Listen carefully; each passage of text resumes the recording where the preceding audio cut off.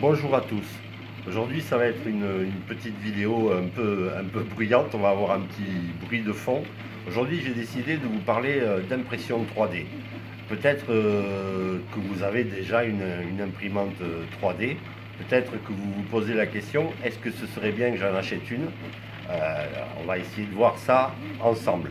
Alors, moi, j'ai cette imprimante 3D là, qui est en train de fonctionner. Je l'ai déjà depuis pas mal d'années. Elle m'en a fait, elle m'a fait énormément de pièces. Et c'est une machine sans souci.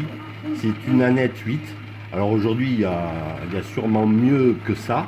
Alors c'est une machine à filament PLA. Il y a sûrement mieux que ça, mais vu le prix que je l'ai payé à l'époque, j'ai payé ça 80 euros. On était tombé sur une super promotion. Donc là, il n'y avait pas à hésiter. Et je vous dis, depuis, elle tourne, elle tourne. Alors, qu'est-ce qu'on peut faire avec une imprimante 3D filament comme celle-là? On peut par exemple faire des façades de bâtiments, tout simplement. Alors après, je vais venir sur le logiciel qu'il faut utiliser évidemment pour dessiner ce genre de truc. Mais ça va, voilà. Vous aurez des façades de bâtiments super propres, avec tous les détails que vous voudrez mettre. Vous aurez les huisseries, si vous fabriquez des immeubles, les huisseries, ça vous coûtera plus cher du tout, puisque là, vous pouvez fabriquer toutes les huisseries dont vous aurez besoin. On peut pousser le bouchon beaucoup plus loin. Ça, c'est cette machine là qui est en train de tourner qui me l'a fait. Voilà, à l'époque, j'ai fabriqué les signaux en impression PLA. Depuis, je l'ai fait en impression résine parce que j'ai aussi une imprimante résine. Mais voilà ce que ça donne déjà en PLA.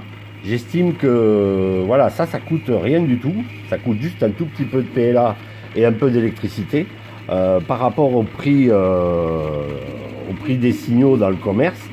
C'est quand même très intéressant.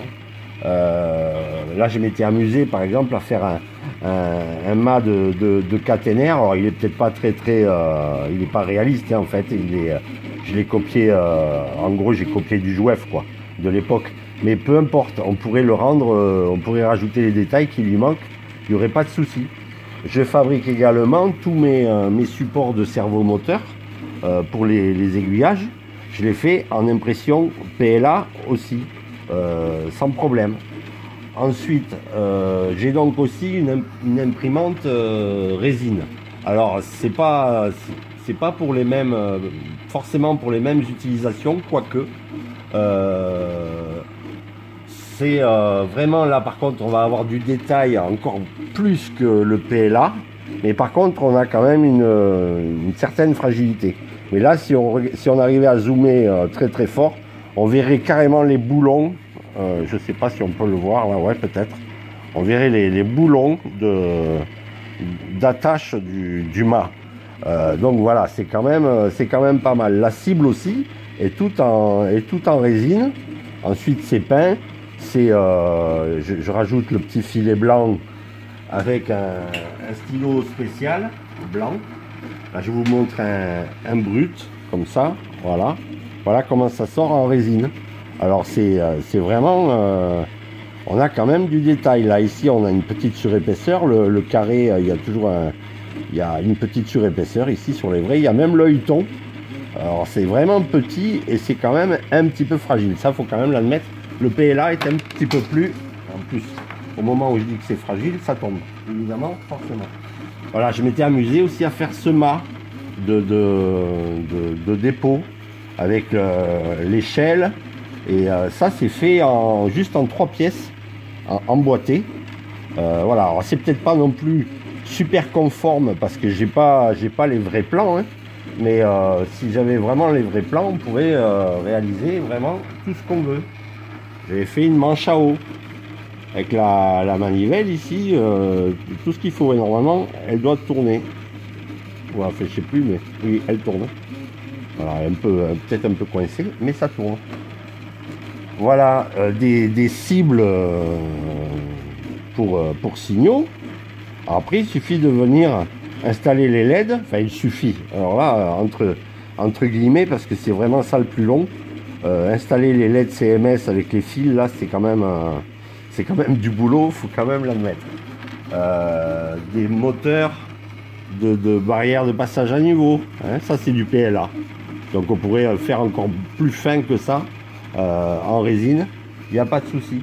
Donc, vraiment, ben, je pense que l'achat d'une imprimante 3D, pensez-y, parce que ça peut être, c'est à la fois, vous allez à la fois faire des économies et en plus de ça avoir une liberté absolue au niveau des pièces que vous allez réaliser, puisque vous allez pouvoir les dessiner vous-même. Alors évidemment, voilà, là on en arrive un petit peu pas au plus compliqué, mais à l'effort qu'il faut faire.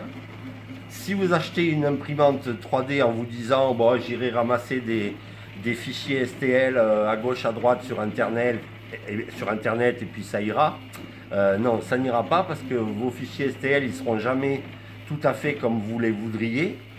L'idéal, c'est vraiment de se dessiner soi-même les pièces. Alors pour ça, moi j'utilise Fusion 360. Alors certes, c'est un logiciel bon, d'abord très puissant, où vraiment on peut tout faire. Par contre, c'est un logiciel qui est très cher. Mais ils ont quand même pensé à créer une licence pour les hobbyistes, une licence gratuite pour les hobbyistes. Je crois qu'il y a on peut ouvrir une dizaine de projets à la fois, ce qui est largement suffisant. Et en apprenant tout doucement ce logiciel, vous allez vraiment vous faire plaisir, imprimer les pièces que vous voulez, quand vous voulez. Alors l'impression filament, tout dépend des pièces qu'on fait, mais ça peut être long. Par exemple, ça, une façade comme ça d'immeuble, ça se compte en heures hein, quand même, la réalisation, l'impression. Mais là, je suis en train de faire un petit manneton pour un moteur d'aiguillage. Là, elle ne devrait pas tarder, on est à 75%, ça ne devrait plus durer tellement. Voilà ce que je peux vous dire. J'en ai réalisé des trucs.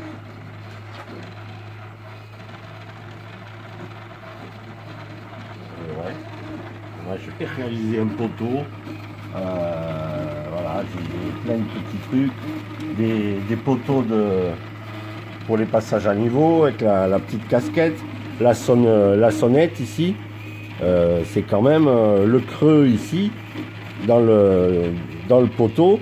C'est quand même génial de pouvoir se faire ça soi-même. Au niveau du PLA par exemple, voilà ce que j'arrive quand même à sortir en PLA avec des paramètres d'impression assez fins. On arrive à sortir ça, des rambardes, une fois peint et tout. On verrait pas que c'est pas du décapote quoi. Hein. Voilà, je le suppose quoi. Et donc vous allez faire des économies, mais vraiment drastiques. Ça va quand même être absolument génial. Voilà, là par exemple j'ai un bouchon de champagne là où normalement on met le sable dans les dépôts vapeur. Voilà, il n'y a plus qu'à l'apprêter, une petite couche d'après, couche de peinture, et ça nous donne voilà, un objet qui est très difficile à trouver d'ailleurs maintenant dans le commerce, et qu'on peut très bien se réaliser soi-même. Quitte à aller des fois au bord des voies pour aller prendre des mesures sur le mobilier SNCF. Voilà, par exemple des signaux, un signal nain de voie de service, un carré violet donc. Voilà, ça c'est fait en vraiment pas longtemps en résine. Alors ce qui est bien en résine, c'est qu'on peut remplir le plateau. Alors c'est pas du tout les mêmes technologies. On peut remplir le plateau de pièces, ça prendra pas plus de temps. Alors que là, si je remplis le plateau de pièces, là ça mettrait des heures et des heures, voire même des jours. Là par exemple, voilà, on a des armoires, une armoire là électrique à poser le long de la voie. les boîtes à piles, tout. Voilà. Là, vraiment, beaucoup de choses, j'en oublie. Les barrières de passage à niveau, je les ai faites aussi. Alors après, il s'agit de bien les peindre, là c'est pas le cas, elles sont peintes pas terribles. Mais voilà, ça nous donne ce genre d'objet très sympathique.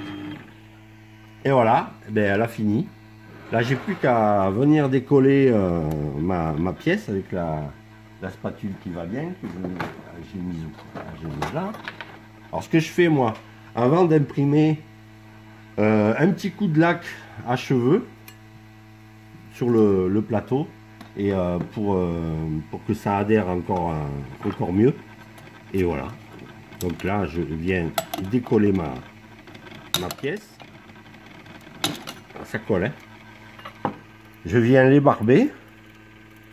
J'enlève la première couche, le support d'adhésion, quoi. Hein, alors, il y a ça, c'est dans les paramètres d'impression du logiciel d'impression 3D qu'il faut venir régler ça. Ça, c'est imprimé en 0,1 mm, c'est-à-dire que chaque couche de plastique fait 0,1 mm, ce qui fait que là, on a quand même une sacrée finesse.